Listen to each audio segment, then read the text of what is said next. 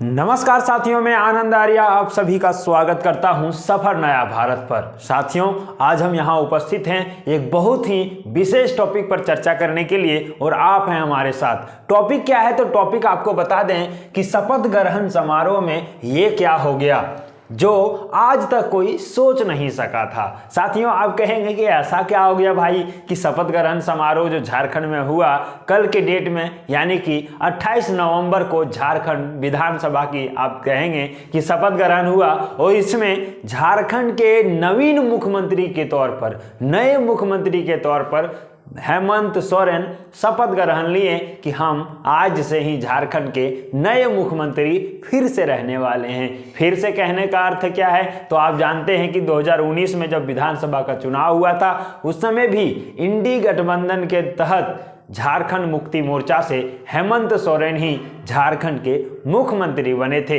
और इस बार जब 2024 का विधानसभा का चुनाव संपन्न हुआ, उसका जब नतीजा आया और उसके बाद यदि देखा गया तो पता चला कि इंडी गठबंधन का ही सरकार झारखंड में बनने वाला है और उसके तहत झारखंड मुक्ति मोर्चा से हेमंत सोरेन झारखंड के नए मुख्यमंत्री के तौर पर शपथ भी ले चुके हैं। आखिर कल के डेट में यानी कि 28 नवंबर को जो शपथ ग्रहण समारोह हुआ उसमें क्या विशेष हो गया जो चर्चा में रह गया इस बार का शपथ ग्रहण समारोह, इस विषय में हम आपसे बात करेंगे। तो चलिए आपको हम लेकर के चलते हैं और जैसा कि आपको यहां पे दिखाने का प्रयास करेंगे कि आखिर ऐसा क्या हुआ माजरा जिसके तहत इस बार का जो शपथ ग्रहण समारोह है अधिक सुर्खियों में रहा, अधिक चर्चा में रहा। तो आपको हम यहीं पे बता देना चाहेंगे कि 2019 में जब चुनाव हुआ था, 2019 के चुनाव को यदि आप देखेंगे तो आपको पता चलेगा कि 2019 के चुनाव में जेएमएम को 30 सीटें आए थे। जेएमएम को 30 सीटें आए थे, वहीं पे आप देखेंगे तो 11 सीट कम था सरकार बनाने के लिए, क्योंकि आपको पता है कि झारखंड में 81 सीटें हैं विधानसभा की और 81 में से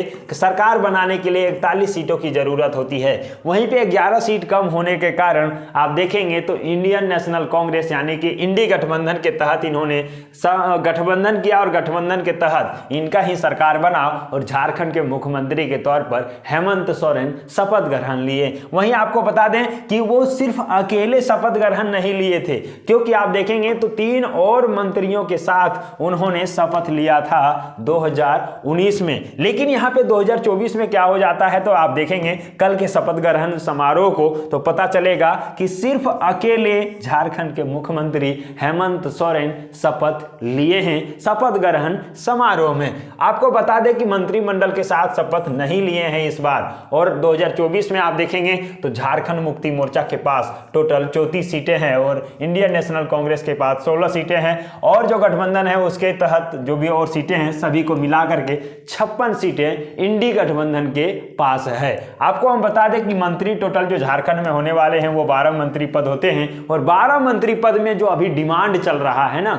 इसी के कारण विशेष हो गया ये शपथ ग्रहण समारोह। और अभी आप देखेंगे तो ये और चर्चा में है कि आखिर ये मंत्री पद का बंटवारा किस प्रकार से होगा। आप कहेंगे किस प्रकार से होगा?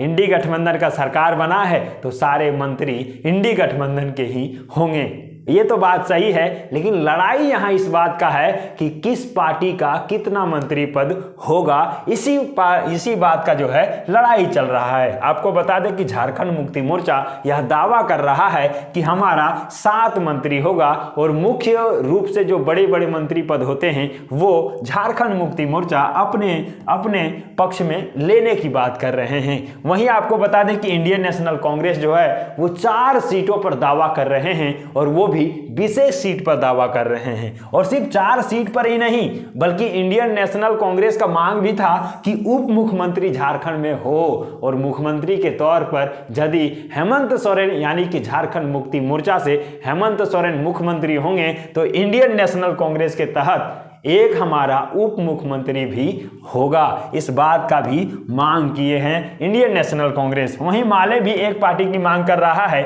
और आरजेडी भी एक पार्टी का मांग कर रहा है, एक पद का मंत्री पद का मांग कर रहा है। माले का भी एक पद का मांग है और आरजेडी का भी एक पद का मांग है और टोटल 12 ही मंत्री पद है। तो आप देखेंगे ये जो मंत्री पद देने के लिए झारखंड मुक्ति मोर्चा के सबसे बड़े नेता, झारखंड मुक्ति मोर्चा का सबसे वरिष्ठ नेता और झारखंड के नए मुख्यमंत्री हेमंत सोरेन इन दिनों टेंशन में है कि आखिर क्या किया जाए। अब आप कहेंगे कि इतना टेंशन करने की क्या जरूरत है, तो आपको जरूरत इसीलिए देखना होगा कि आप देखेंगे झारखंड मुक्ति मोर्चा के पास सिर्फ 34 सीटें हैं और सरकार बनाने के लिए 7 सीटों की और जरूरत होता है। यदि ये सीटें रहता तो अपने मन मुताबिक कुछ भी कर सकता था, लेकिन नहीं रहने के कारण इनको जब इंडियन नेशनल कांग्रेस और माले आरजेडी से गठबंधन है तो इनकी भी बात माननी पड़ेगी और इन्हें भी मंत्री पद का सीट देना होगा। इसी बात की चर्चा बहुत ही सुर्खियों में इन दिनों रह रहा है। और आपको क्या लगता है कि झारखंड के नए मुख्यमंत्री बने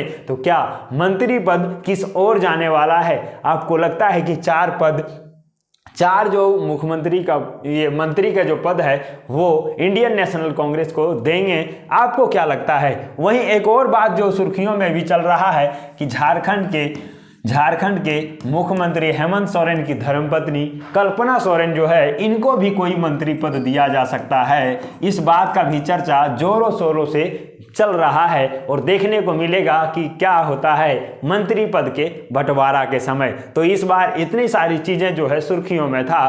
तो आपको ये जानकारी कैसा लगा कमेंट बॉक्स में जरूर बता दीजिएगा।